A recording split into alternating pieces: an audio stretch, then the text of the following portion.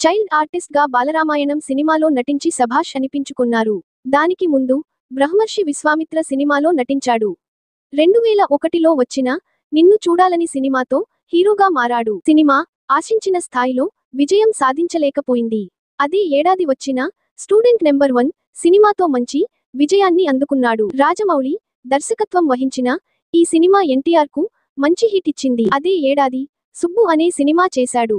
ఈ సినిమా నిరాశపరిచింది. ఆ వెంటనే వచ్చిన ఆది సినిమా భారీ విజయాన్ని అందుకుంది.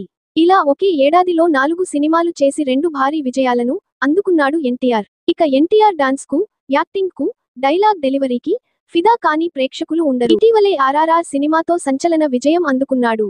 దర్శక ధీరుడు రాజమౌళి దర్శకత్వంలో తెరకెక్కిన ఆర్ఆర్ఆర్ సినిమాలో కొమురం భీమ్గా తన అద్భుత నటనతో ప్రేక్షకులను మెప్పించాడు తారక్. ఇప్పుడు దేవర సినిమాతో ప్రేక్షకుల ముందుకు వచ్చాడు.